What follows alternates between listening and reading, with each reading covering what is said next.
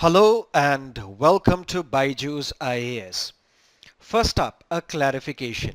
I see lot many comments by our viewers asking about the economy or business related newspaper articles which we do not cover in our daily Hindu newspaper analysis. Well, that's true. But these economy related newspaper articles are covered in our weekly lectures. For example, every week we release Economy This Week lecture which covers all the important and prominent business newspapers of this country. So yes, it is true that economy related newspaper articles are not covered daily because we cover them on weekly basis. But why I am giving this clarification today?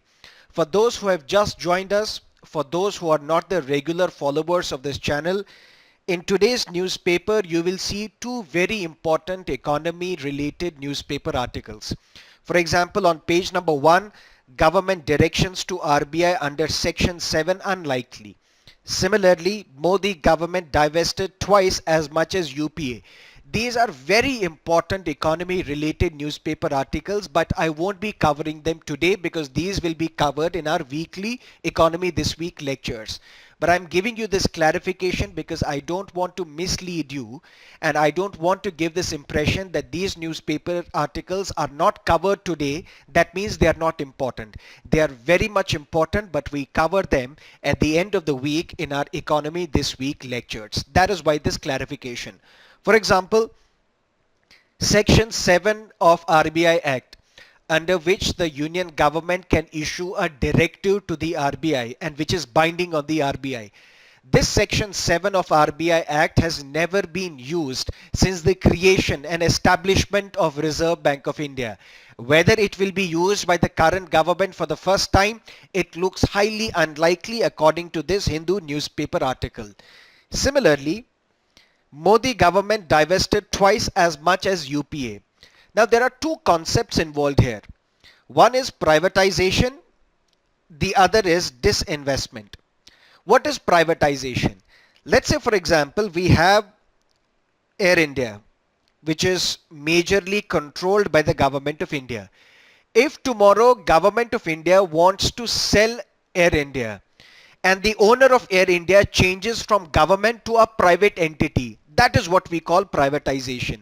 That means in privatization, the entire ownership of the company changes from the government to a private entity.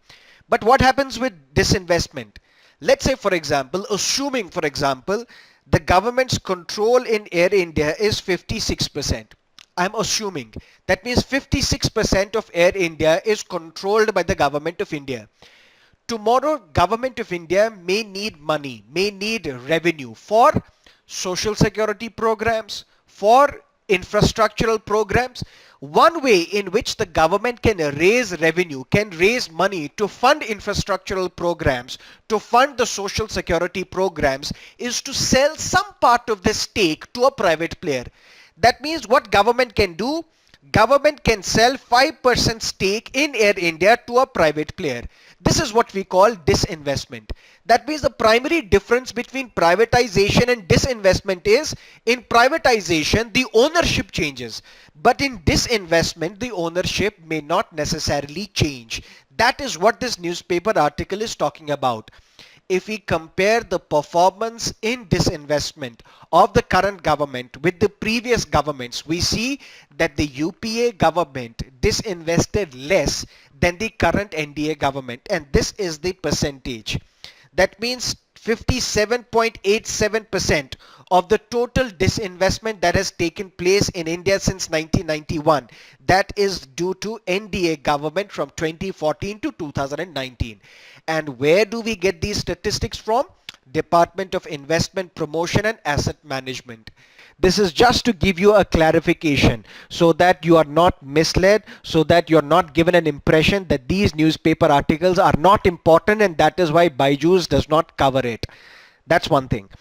Now let's get started with the newspaper analysis of today's The Hindu newspaper, beginning with a very important news so far as your prelims is concerned. On page number 5 of the Delhi edition of The Hindu, rare bird sighted in Chinar Sanctuary. Where is this Chinar Sanctuary? It is in Kerala. can be an important statement for your prelims examination. Which rare bird has been sighted? Sri Lankan frogmouth. What is so rare about the sighting of the Sri Lankan frogmouth?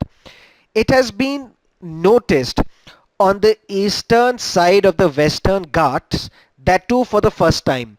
That means it was always sighted in Western Ghats, but the western side of the Western Ghats.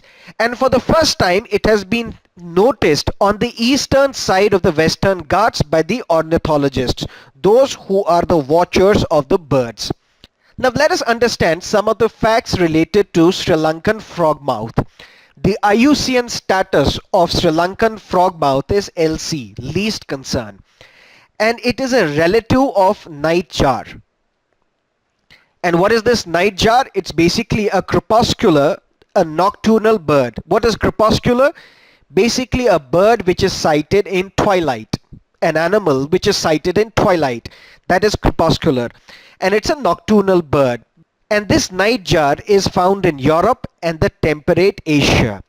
A relative of nightjar is this Sri Lankan frogmouth, which has been sighted for the first time on the eastern side of the Western Ghats. Ornithologists say that this bird has a unique habitat in Sri Lanka. But this bird is also sighted at Thatekad Bird Sanctuary. And where is this bird sanctuary? It is also in Kerala. Can be important for your match the following type questions. This bird is also found in Karnataka. It is also found in Goa and Maharashtra. Let's look at this frogmouth in further detail. This bird is considered to be distinct. And why is it distinct?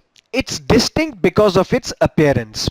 Not only appearance, but also its loud laughing song. It has a loud laugh, and that is why it is unique, it is distinct. But what is so distinct about its appearance? It is distinct, as you can see from this image. The head of this bird is as wide as its body, and it has a large gaping mouth. That's what you can see. And its bill is flattened, broad and hooked. Female frogmouth is rusty red in color, and the male counterpart is grayish in color. And you have to understand another important fact related to Sri Lankan frogmouth is that this Sri Lankan frogmouth is found only in India and Sri Lanka. Where is it found in India? Karnataka, Goa, Maharashtra and Kerala. These are the areas where Sri Lankan frogmouth is found and noticed. Now let's look at another important news on page number 5, just next to this frogmouth related information. A survey was conducted in Parambikulam Tiger Reserve. Where is this reserve? It's also in Kerala. A survey was conducted and 221 varieties of butterflies were spotted. And the interesting thing to note here is that 11 of these 221 varieties are endemic. That means found only in this area, nowhere else. One such type of butterfly or variety of butterfly that was spotted is this red disc bush brown butterfly that was found in this Kerala Tiger Reserve. And we need to understand from the prelims point of view that this red disc bush brown butterfly is only found in 2 states in this country, one in Kerala and the other in Tamil Nadu. Very, very important statement, can be asked in your prelims examination. Now let's look at another important news on the same page number 5. Kerala plans to enforce cut in trans fatty acids in food. For this we need to understand what is hydrogenation. And what is hydrogenation? Basically it's a chemical process. And in this chemical process, the vegetable oil is turned into semi-solid fat. The vegetable oil is turned into semi-solid fat in a chemical process, and that chemical process is what we call hydrogenation. What is the catalyst used, how this chemical process takes place, that is irrelevant for your examination. But what is the purpose of hydrogenation? That can be relevant for your examination. What is the purpose of hydrogenation? These hydrogenated oils, they do not spoil. or they do not go rancid. That means their smell does not turn unpleasant. That is what rancid is all about. And these oils, these hydrogenated oils, they have a longer shelf life and they help in the processed food, so that these processed food that are sold in the supermarkets, their life is long lasting. That means they last for a longer period of time. But some of these hydrogenated oils can be partial or fully hydrogenated oils. It is the partially hydrogenated oils that people say have a problem with. These partially hydrogenated products, they lead to bad cholesterol. That means these partially hydrogenated oils, they produce trans fatty acids, and these trans fatty acids are responsible for elevating bad cholesterol and they reduce good cholesterol. Where are these trans fatty acids naturally found? Can be an important question for your prelims. They are naturally found in small amounts in beef, lamb and full fat dairy products. There is always a health warning or health advisory issued by doctors. Let's say for example you're frying chicken in a pan of oil and some of this oil is left over. Doctors say that you should not reuse this oil. You should not reuse this cooking oil, because if you do that, then this reusage of cooking oil, they also produce this trans fatty acids. And since these trans fatty acids are responsible for bad cholesterol, there are various steps taken by respective governments to curtail, to limit the use of these trans fatty acids. For example, FSSAI, Food Safety and Standards Authority of India, it has set the limit that these trans fats can be used in the food only up to 5%. Already a proposal that the limit of these trans fatty acids in our food should be limited to 2% over a period of time. If you look at World Health Organization, it has proposed that we will eliminate trans fat from the global food supply by the year 2023. These two are very, very important statements, can be a potential question for your prelims examination. Now let's look at another news on page number 6. It talks about 4.5 lakh people have reapplied for their inclusion in National Register of Citizens for Assam. And what is this NRC? What is the controversy surrounding this NRC? Please go through 20th September 2018 Hindu newspaper analysis. It's explained in detail in that newspaper analysis. Page number 10 of Delhi edition of the Hindu, relevant for your GS paper 2. Jammu and Kashmir is all set for President's rule. Now what is President's rule?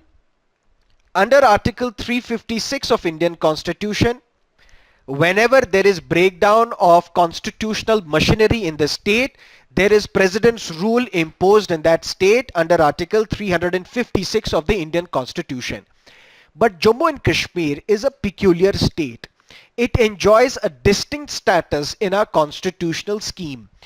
President's rule cannot be directly imposed in the state of Jammu and Kashmir. First, what you have to do, Governor's rule is to be imposed in the state of Jammu and Kashmir, that too under section 92 of the Constitution of Jammu and Kashmir. That means whenever there is breakdown of constitutional machinery in Jammu and Kashmir, first Governor's rule is to be imposed in the state for a period of 6 months. That means the maximum validity of Governor's rule in the state of Jammu and Kashmir is 6 months. After the expiry of this 6-month period, then President's rule under Article 356 can be imposed in the state of Jammu and Kashmir. But there is one more difference. What is the maximum validity of President's rule in any Indian state in this country? Constitutionally, President's rule can be imposed in the state for a period of 6 months. Can be extended further for another period of 6 months. That means the validity of President's rule under Article 356 is 1 year. But can we extend President's rule beyond a period of 1 year in any Indian state? Yes. But for that, two conditions need to be satisfied. Condition number 1, either national emergency should be imposed in that state or in any other part of the country. Condition number 2, Election Commission of India, which is responsible for the conduct of elections in this country, ECI should satisfy and certify that the conditions in the state are such that elections cannot be conducted, elections cannot be held. Since elections cannot be held, then President's rule can be extended further beyond a period of 1 year. But for how many years? What is the duration? 6 plus 6 plus 6 plus 6. That means each time you have to extend this President's rule beyond a period of 1 year in a state by up to 6 months first, then further extended by another 6 months. That means in total for another period of 2 years.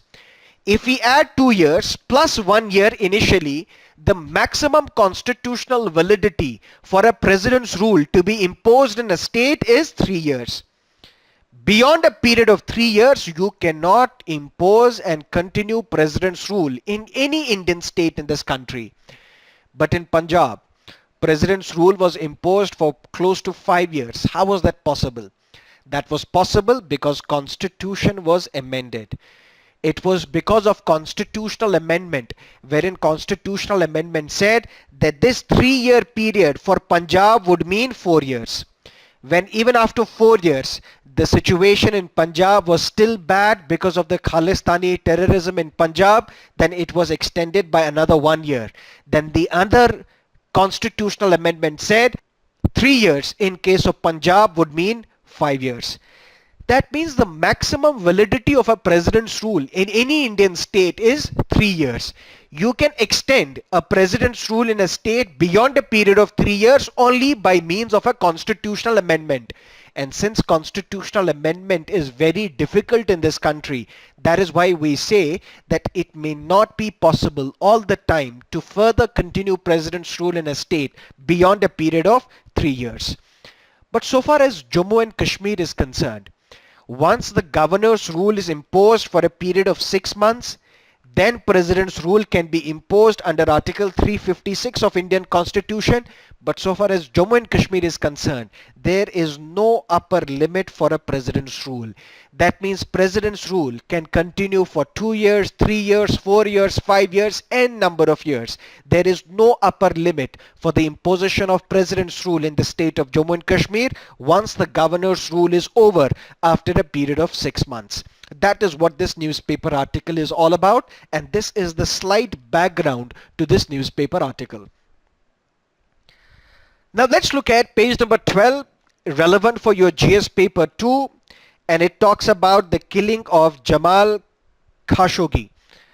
Now we know Jamal Khashoggi was a writer, a journalist. He was very critical of Mohammed bin Salman, the Crown Prince of Saudi Arabia. He left Saudi Arabia, went to London, went to United States, and then went to Turkey, where he was all set to marry his partner. Then he approached the consulate of Saudi Arabia in Istanbul in Turkey, and as soon as he entered into the Saudi consulate in Istanbul, he was killed, his body was dismembered, and his body was packed and then disappeared. A huge storm resulted because of the killing of Jamal Khashoggi. It led to tensions between Turkey and Saudi Arabia. It also led to tensions between Saudi Arabia and United States of America. United States of America was pressurized by the world press, was pressurized by the international community that since Saudi Arabia is your ally and Saudi Arabia has committed this horrific crime where it is alleged that this crown prince Mohammed bin Salman personally ordered the execution and killing of Jamal Khashoggi. So United States should put pressure on Saudi Arabia to ensure that the perpetrators of this crime are brought to justice, so that the perpetrators of this crime are given their due attention. Washington Post, an American newspaper, released a report wherein they said that CIA, the intelligence agency of United States, Central Intelligence Agency, it has completed its probe into the killing of Jamal Khashoggi, and this probe has revealed that it was Mohammed bin Salman, the Crown Prince of Saudi Arabia, who had personally ordered the execution of Jamal Khashoggi. But Donald Trump, the President of United States, many people argue, may not directly name Mohammed bin Salman because of the close business dealings that Donald Trump has with Mohammed bin Salman. Now it remains to be seen whether the report which Donald Trump says is expected in 2 days, whether this report will specifically name the Crown Prince Mohammed bin Salman or not. We'll have to wait and watch for that. Now let us look at some of the editorials and columns in today's The Hindu newspaper. If we look at, there is one editorial on Brexit. There is another important column on page number 9 of the Delhi edition of The Hindu which talks about Brexit. Let us look at what this Brexit is all about. Brexit is basically Britain exiting from European Union.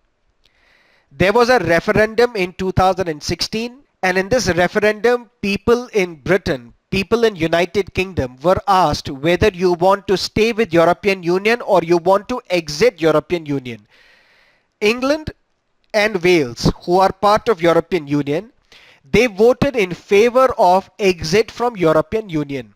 But if you look at Scotland and Northern Ireland, which is part of United Kingdom, they decided to stay with the European Union.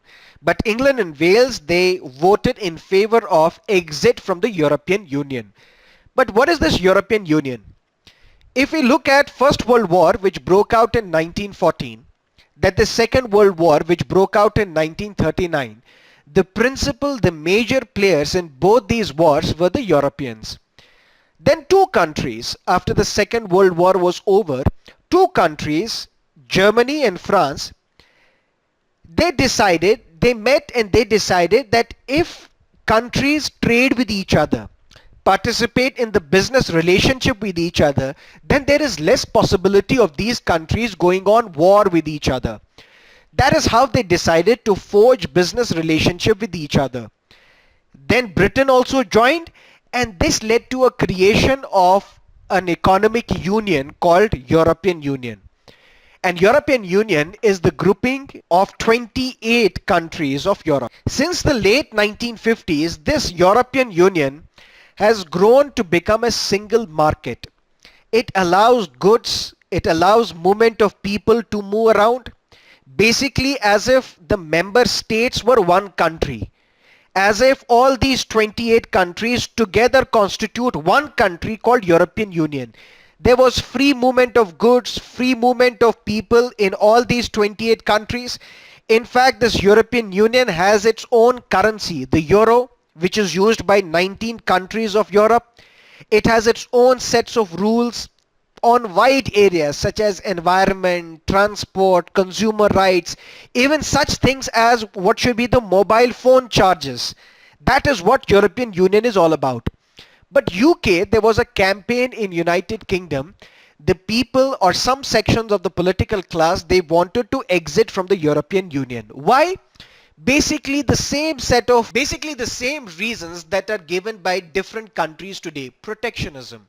We don't want Britain's jobs to be lost and captured by non-British people. We don't want immigrants to come into the Britain and snatch the resources and livelihood opportunities of the local population. And that is why we want to exit this European Union, because it is very harsh on the interests of United Kingdom or Britain. And that is how the referendum took place in 2016. But United Kingdom, which consists of England, Wales, Scotland, Northern Ireland, England and Wales decided to opt out of European Union, while as Scotland and Northern Ireland, they decided to stay with European Union. But right now, negotiations are taking place between Britain and the European Union. Basically, what they are negotiating the terms on which the Britain will exit the European Union. What should be the future relationship of Britain with the EU countries, with the remaining EU countries? That is what the sticking point is all about.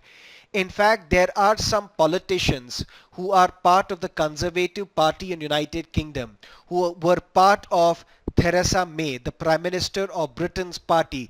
They have decided that we will oust Theresa May from the post of Prime Minister. So she is facing a possible vote of no confidence because people are not happy with the negotiation that Theresa May has carried out with the European Union in Brussels. We do not know how the future will pan out. There are speculations whether Britain will ultimately exit European Union or not. So we'll have to wait and watch for some time about how these negotiations between European Union and the United Kingdom pan out. Then we will have an elaborate discussion on what is the significance of Brexit and what is the possible impact of Brexit on India. Let's look at another important column on page number 8. Composite Water Management Index. This index in June this year was released by Niti Aayog. Niti Aayog, the successor of Planning Commission, and this Niti Aayog is headed by the Prime Minister of this country. This index, which was released in June, showed that 600 million people in this country face high to extreme water stress in India. This report was released, or this index was released by Niti Aayog in association with Minister of Water Resources, Ministry of Drinking Water and Sanitation, as well as Ministry of Rural Development. Can be an important statement for your prelims examination. This Composite Water Management Index was released by Niti Aayog in association with which of the following ministries? So these three ministries you will have to remember. But what this index talked about, it said 600 million people will face high to extreme water stress in India. This index placed India at 120th place out of 122 countries in the water quality index. That means the quality of water that is available to the citizens in this country is abysmal, and India ranks 120 out of the total 122 nations on this water quality index. And if this water quality further deteriorates, it is going to have an impact on our GDP. In fact, it can lead to an eventual 6% loss in country's gross domestic product. It is in this backdrop that this index was released. What is the primary significance of this index? The primary significance of this index is to see the progress made by the states in this country on two fronts: the management of water and the preservation of water. That means since water is a scarce resource, we have to see what is the progress made by the state in managing the water that they have, and in also preserving the sources of water, the water available in their states. On that index, we will rank various states, and as per this ranking, Gujarat is the best state when it comes to this Composite Water Management Index, followed by states such as Madhya Pradesh, Andhra Pradesh, Karnataka, Maharashtra and Telangana. These are the leaders under this index released by Niti Aayog. Now let us look at this column in slight detail. There is something called demand and supply. People in this country would demand water, would demand access to clean drinking water. Not only clean drinking water, but we need water for our other sectors as well. For example, for our energy requirements, we need water. For our industry, we need water. For our domestic use, we need water. By 2030, the demand for fresh water is going to be 1498 billion cubic meters. But what is going to be the supply of this fresh water? 744. That means our supply of fresh water will be less, but the demand will be more. If the demand is more, supply is less, it will lead to water scarcity. It will lead to crisis in our water management. That is why there is this requirement of this index, so that we can analyze the performance of the states in management of the water, in preservation of the water, and see what are the steps that we need to take to manage and preserve the water sources that we have. But what this column talks about is that this scarcity of water, is that this huge demand for water that we may have in the period from 2030 to 2050. This demand for water is going to be further stressed by the thermal power, because it is this sector which requires more water, which uses also more water. And this energy sector must be required to report its water consumption, the amount of water that it is consuming, so that we can have elaborate plans about how we can better utilize the water resources in this country. That is what this column is all about. But this column also talks about one more important detail. Why are states such as Gujarat, Madhya Pradesh, Andhra, Karnataka, Maharashtra and Telangana the leaders in this index? You need to understand that these are the same areas which are water scarce areas. That means since they understand that water scarcity plays a very important role and a damaging role in the progress of that state, that is why they take steps to manage the water and to preserve the water that they have. This signal must be sent to other states as well, so that other states also realize the significance of preserving the water and managing the water, because ultimately if we are not in a position to manage the water resources at our disposal, we are going to lose 6% of our GDP in the times to come. That is going to be very, very scary, and that is the significance of this index. Now let us look at some of the prelims based questions. From today's newspaper, which one among the following industries is the maximum consumer of water in India? It is the thermal power. Second, map-based question. Which of the following rivers flow into the Black Sea? 1, 2 and 3 is the right answer, and I will show you the map. This is Dniester, Dnieper and Danube. These are the three rivers which flow in the Black Sea. So the answer to this question is only 1, 2 and 3. Previous year's question paper, Prelims 2015. Who of the following organized a march on the Tanjore coast to break the salt law in April 1930? It was C. Rajagopalachari. Mains based question, the answer should be in less than 200 words. Efforts to replace chemicals with less harmful ones like hydrofluorocarbons have begun to pay off. Comment on the recent UN-backed report on the ozone layer. If you are following newspaper articles keenly, there was a recent report backed by the United Nations which said that the ozone hole over the northern hemisphere is disappearing or bridging fastly. But so far as the southern hemisphere is concerned, over the Antarctica, much progress needs to be done as of now. But this United Nations report lauded the efforts of Montreal Protocol, which talks about eliminating the use of chlorofluorocarbons, and these chlorofluorocarbons were responsible for the ozone hole. And since we have been successful in implementing Montreal Protocol, we have already seen the significant results. Let's look at the answer. The Earth's protective ozone layer is recovering. In a UN-backed report released in late 2018 titled Scientific Assessment of Ozone Depletion 2018, it was authored by expert panel working with World Meteorological Organization and United Nations Environment Programme. It has stated that the collaborative efforts of the countries who are part of this Montreal Protocol, they have helped in healing the ozone layer. And this has provided a ray of hope. These reports are carried out once every 4 years under the aforementioned protocol, that is the Montreal Protocol. This can be your significant statement for prelims as well. While the northern hemisphere leads the race and expects its ozone layer to be completely healed by 2030s, the southern hemisphere lags behind and expects to reach complete closure by mid-century. In bigger news, if countries continue to keep this commitment, the gaping hole in the ozone layer that is found over the Antarctic should disappear completely by 2060s.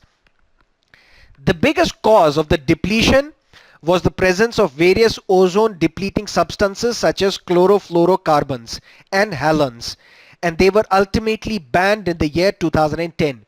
Between then and now, efforts to replace these chemicals with less harmful ones such as hydrofluorocarbons have begun to pay off.